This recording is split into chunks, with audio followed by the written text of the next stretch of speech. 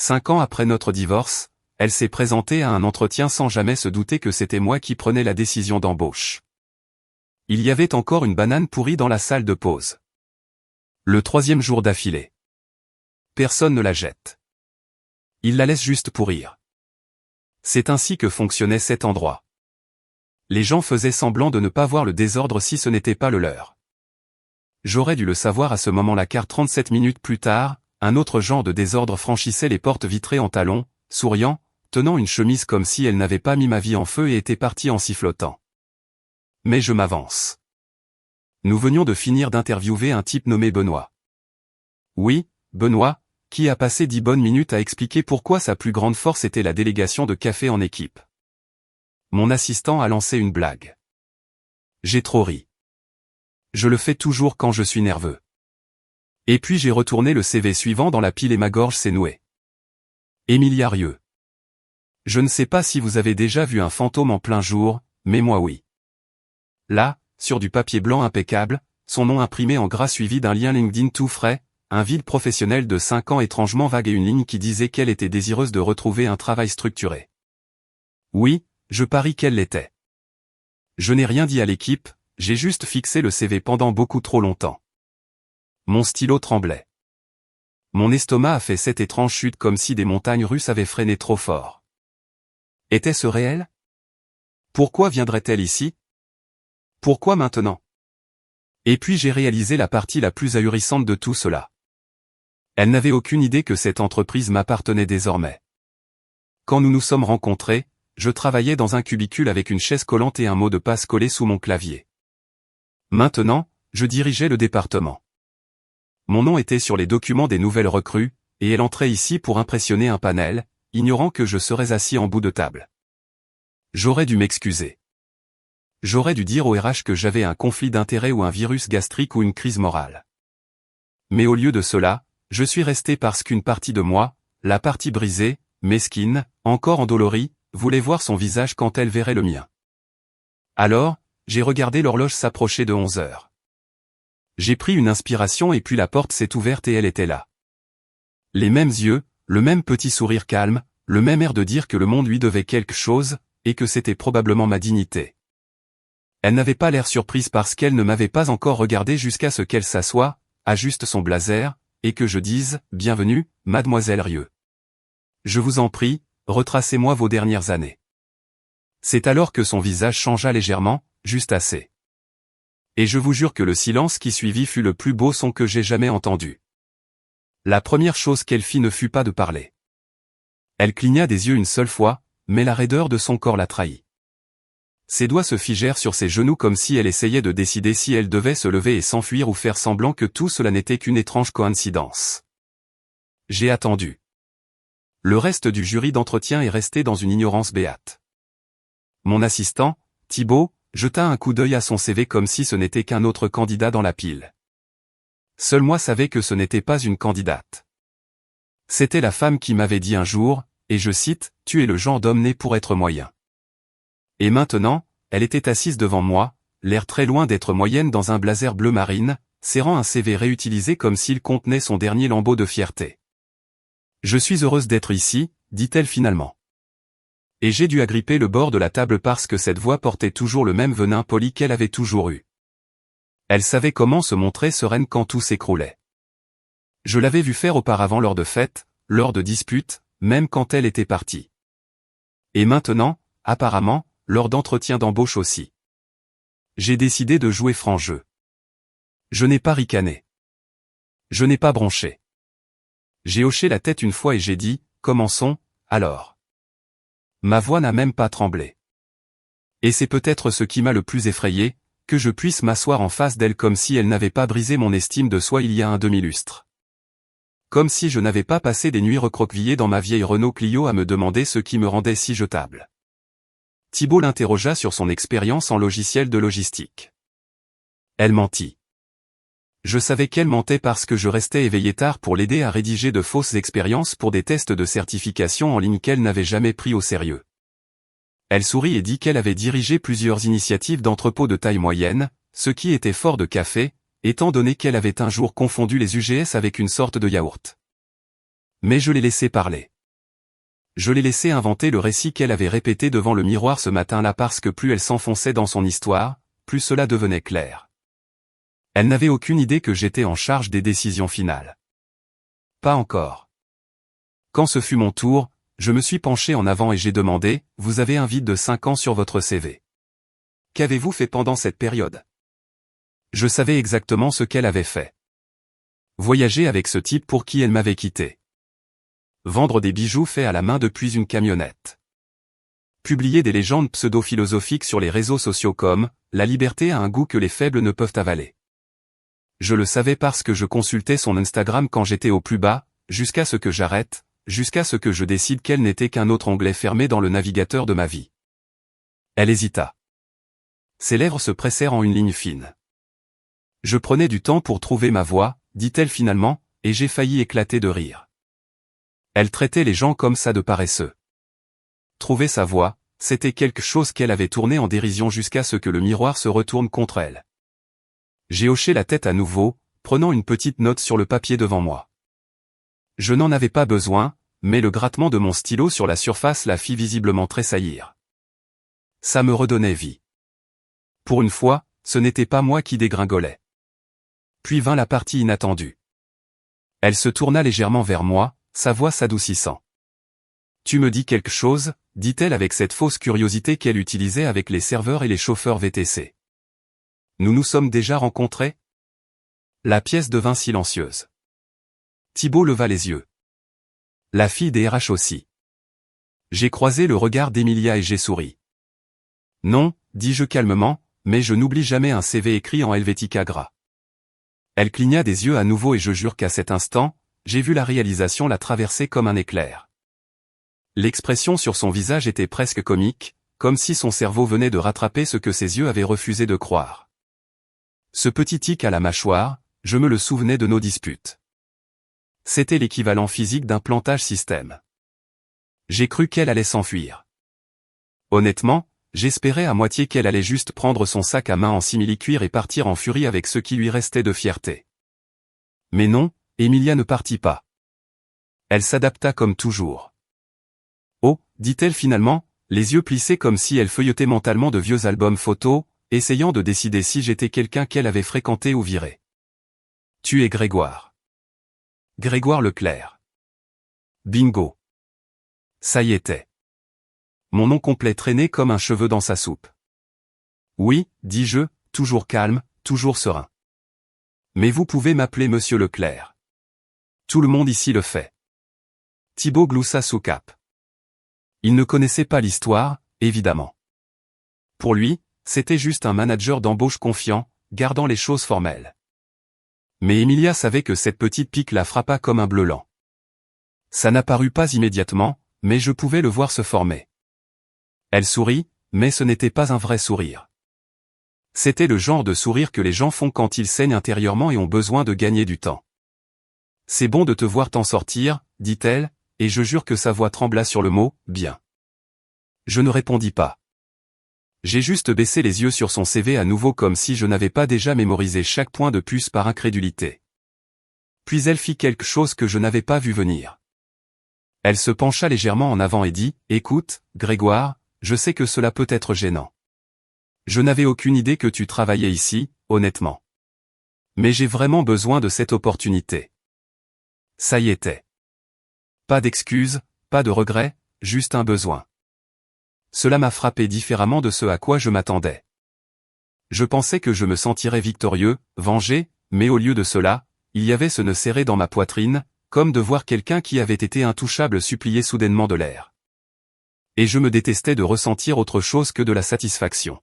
« Qu'est-ce qui a changé ?» ai-je demandé. Les mots sont sortis plus froids que je ne l'avais voulu. Il y a 5 ans, tu as dit que tu ne ferais jamais un travail de bureau ennuyeux dirigé par des lâches et des lèche-bottes. Elle grimaça. Je savais qu'elle se souvenait d'avoir dit ça. C'était lors de notre dernier dîner ensemble avant qu'elle ne parte. J'avais fait l'erreur de mentionner une promotion potentielle. Elle s'était moquée de ça comme si je lui avais dit que je voulais être garde de centre commercial. J'avais tort, dit-elle, la voix plus douce maintenant. J'ai appris quelque chose. Je parie qu'elle l'avait fait, comme le fait que le type avec qui elle était partie ne possédait pas vraiment la maison dont il se vantait ou que vendre des bougies depuis un food truck n'était pas un modèle commercial évolutif ou que brûler tous les ponts finit par vous laisser démunis. Mais je n'ai rien dit de tout cela. Au lieu de cela, je me suis penché en arrière, j'ai croisé les mains et j'ai dit, dites-moi pourquoi je devrais même envisager de vous embaucher. Et la façon dont sa bouche s'ouvrit, puis se referma, fut le premier moment d'honnêteté que j'ai vu d'elle depuis des années. Elle baissa les yeux. Ses doigts tremblèrent un peu. Parce que je ne suis plus celle que j'étais, murmura-t-elle. Et parce que personne d'autre ne me donnera la chance de le prouver. Pendant une seconde, une très courte seconde, j'ai presque ressenti quelque chose de proche de la sympathie. Mais ensuite, je me suis souvenu du message vocal qu'elle m'avait laissé le lendemain de son déménagement. Celui où elle riait avec quelqu'un en arrière-plan, m'appelant Grégoire, le filet de sécurité. Et la sympathie, elle mourut à l'arrivée. Pourtant, je gardais un visage impassible. J'ai hoché la tête lentement. Nous vous contacterons, dis-je, puis je me suis levé. L'entretien était terminé, mais la partie venait de commencer. Elle ne quitta pas le bâtiment tout de suite.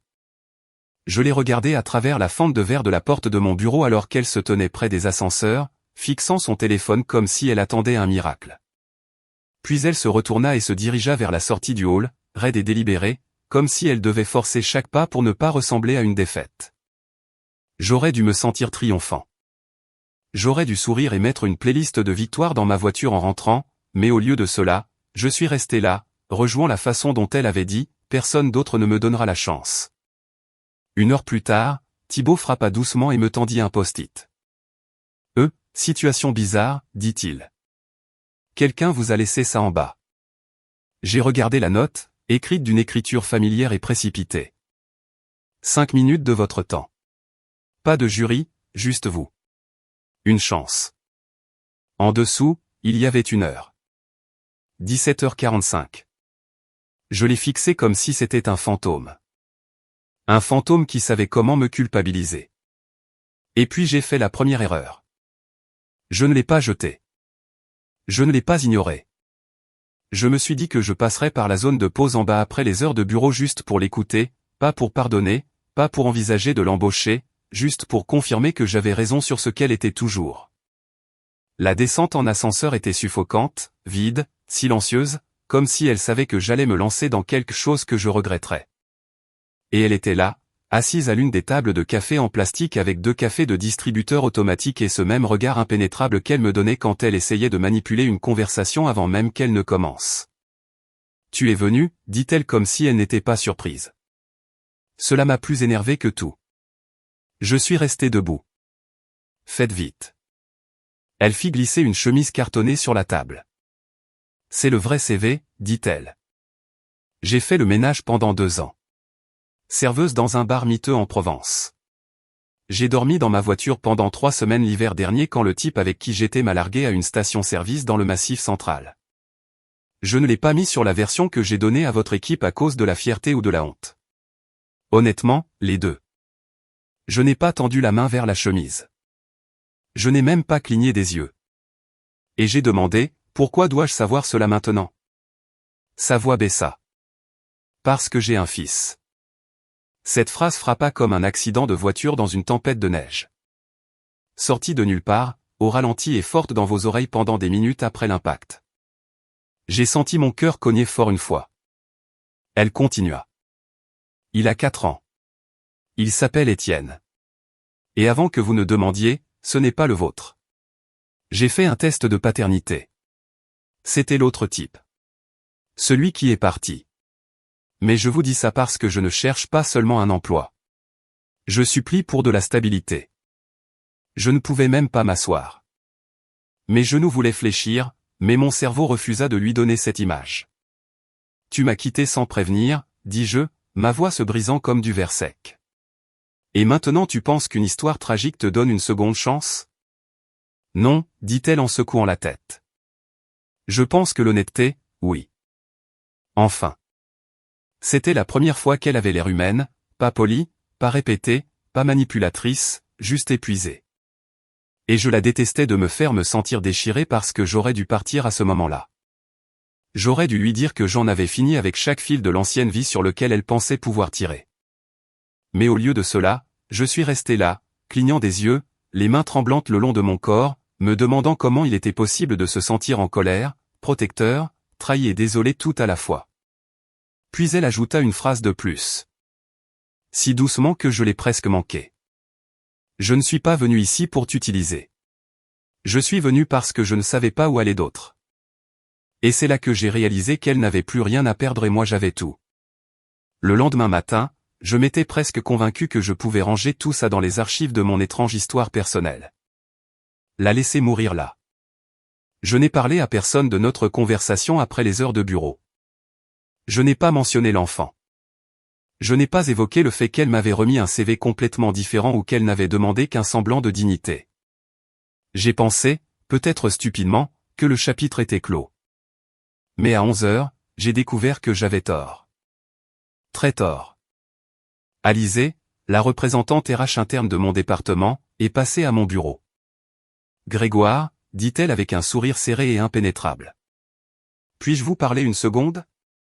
En privé? Elle s'assit avec une chemise déjà ouverte. Nous avons reçu un rapport ce matin d'une candidate qui affirme avoir été traitée de manière inappropriée lors d'un entretien. Elle a déclaré qu'il existait une relation personnelle qui aurait dû disqualifier le responsable de la participation. Mon estomac se glaça. Je n'ai pas eu besoin de demander qui l'avait déposé. Elle ne vous a pas nommé directement, ajouta Alizée, me regardant attentivement. Mais la chronologie, les détails, les initiales sur l'emploi du temps, cela vous désigne évidemment. Grégoire, avez-vous divulgué un lien antérieur avec mademoiselle Émilie Arieux? J'avais envie de crier, de rire ou de jeter quelque chose. Après tout, après qu'elle m'eût supplié de l'aider, verser sa vérité désordonnée dans une confession tachée de café, et affirmer qu'elle voulait être honnête, elle est allée directement au RH et m'a fait passer pour quelqu'un qui avait franchi une limite. J'ai raclé ma gorge et forcé ma voix à rester égale. Nous avons été mariés il y a des années, brièvement. Je n'ai pas su qu'elle avait postulé avant que son CV n'arrive sur mon bureau. Je n'ai rien caché.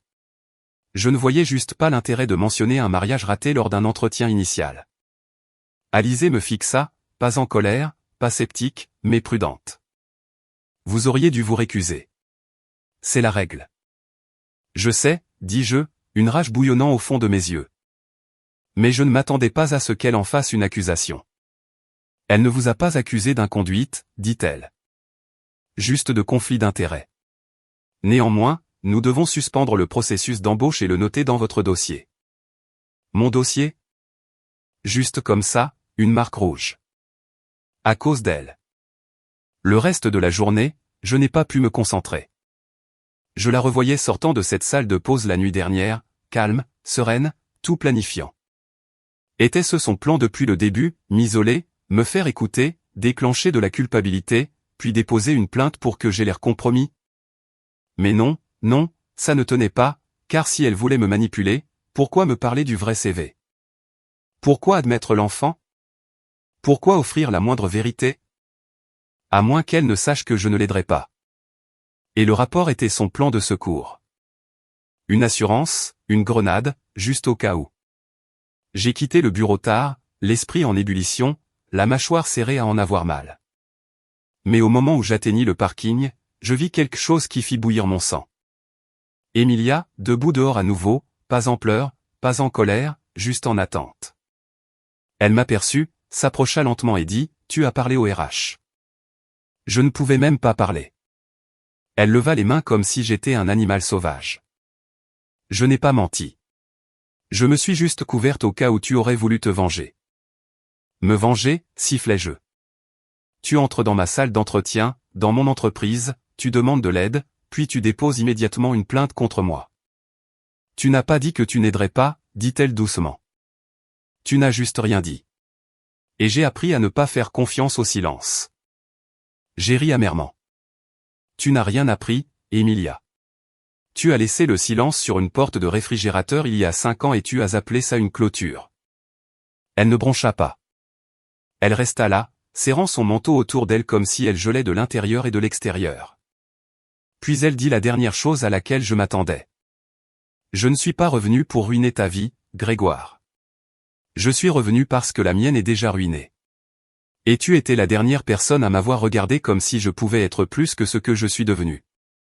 Et puis, sans attendre ma réponse, elle se retourna et s'éloigna dans la nuit, me laissant stupéfait et furieux, seul dans l'obscurité.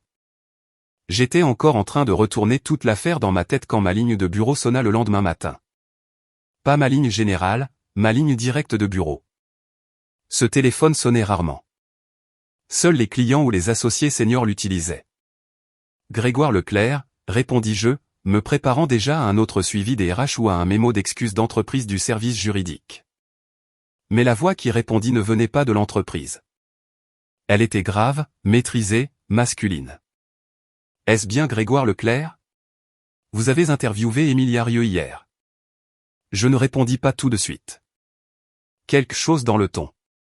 Ce n'était pas conflictuel, mais ce n'était pas décontracté non plus.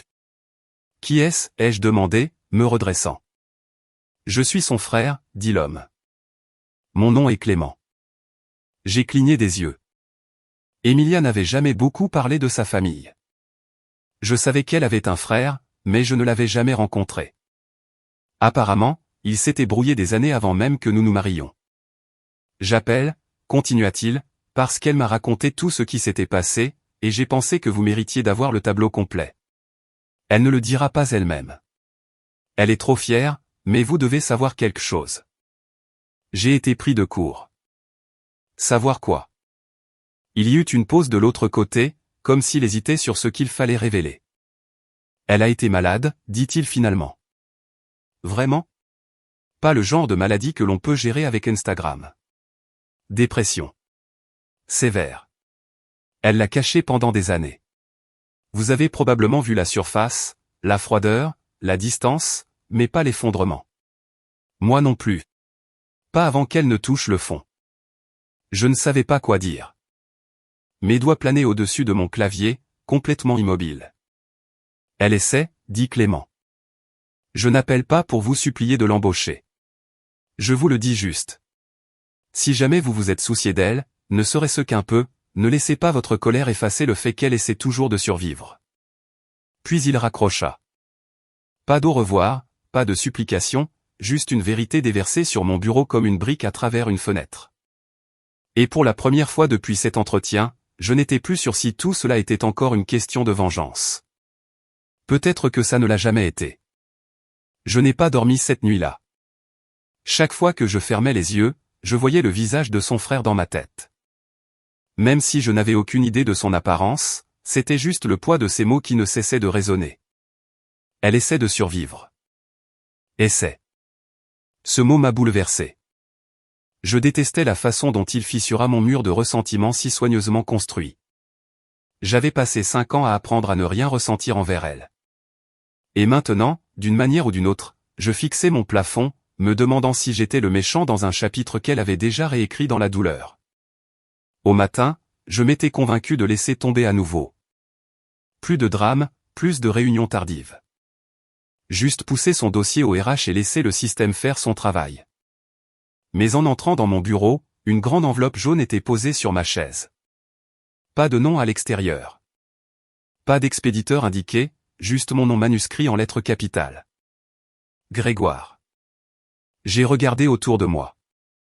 Personne n'a vu qui l'avait laissé. Aucune image de sécurité qui me dirait si elle était revenue. Je l'ai ouverte avec prudence. À l'intérieur, il y avait une seule feuille de papier, pas de lettre de motivation, rien de fantaisie, juste une seule photographie scannée, en noir et blanc, granuleuse, datée d'il y a 2 ans. C'était elle et un enfant, un petit garçon, pas plus de 2 ans. Ils étaient assis par terre près d'un bâtiment délabré, emmitouflés dans des manteaux, mangeant de la restauration rapide dans un sac en papier marron. Elle ne posait pas. Elle ne souriait pas. Elle avait l'air épuisée, comme si la vie l'avait déposée là et s'était éloignée. Mais le garçon, il rayonnait, tenant une frite à moitié mangée comme un trophée. Son autre main agrippant fermement son manteau. Au dos, elle avait écrit une seule phrase au stylo. Je t'ai trahi, mais je ne le trahirai pas, lui. Ce fut le moment où quelque chose en moi se brisa complètement. Je ne pouvais pas expliquer ce que je ressentais. Ce n'était pas de la pitié. Ce n'était pas de l'amour. Ce n'était pas l'ancienne peine de cœur qui rampait. C'était quelque chose de plus désordonné, toujours de la colère, mais aussi de la culpabilité et une sorte d'étrange respect pour la dureté de sa chute et le fait qu'elle soit toujours debout. Je ne lui devais rien. Je n'arrêtais pas de me le répéter. Mais plus je fixais cette photo, plus je réalisais que peut-être que je ne faisais plus ça pour elle. Peut-être que je le faisais pour moi. Pour cesser de porter le poids d'une femme que j'avais autrefois aimée comme un fardeau que je ne pouvais pardonner. À 14 heures, je suis entré dans la réunion du comité d'embauche avec son dossier à la main. Les deux autres chefs de département feuilletaient déjà leurs notes. Son nom était toujours sur la liste des décisions en attente. Thibault leva les yeux de son ordinateur portable et demanda d'un air décontracté, « Rieux, qu'en pensons-nous? On la laisse tomber ou on avance ?» J'aurais pu dire non. J'aurais pu mettre fin à tout ça, sceller la boîte et m'éloigner avec la même amertume que j'avais portée comme une armure pendant des années, mais je ne l'ai pas fait. « On avance », dis-je. Il y eut une brève pause dans la pièce, un mouvement de surprise. « Tu es sûr ?» demanda Thibault. Elle était un peu dispersée. « Oui », répondis-je en prenant place. Mais quelque chose me dit qu'elle a cessé de faire semblant. C'est rare. Nous pourrions avoir besoin de ce genre d'authenticité. Et juste comme ça, j'ai remis la douleur à quelque chose de nouveau.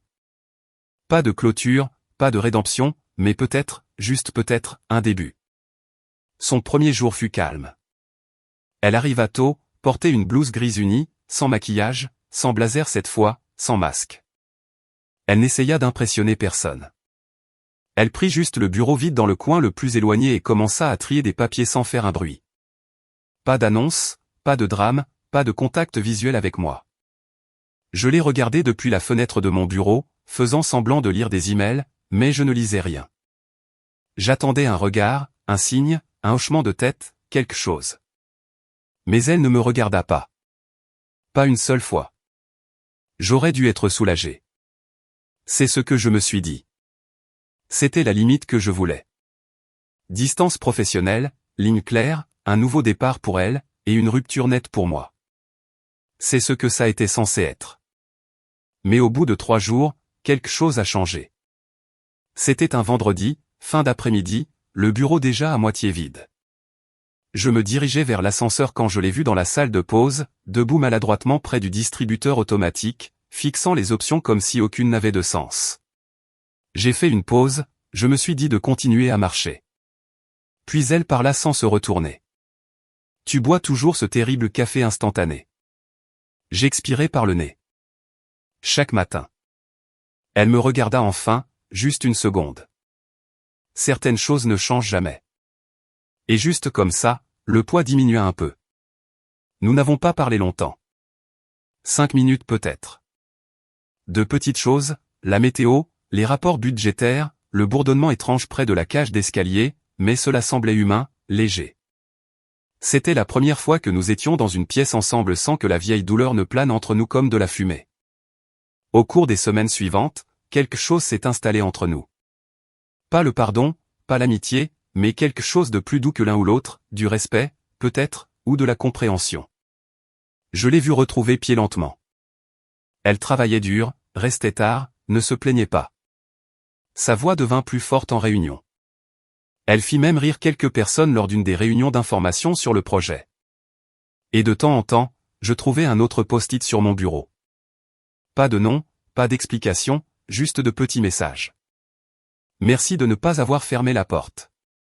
Il adore les puzzles maintenant. Étienne.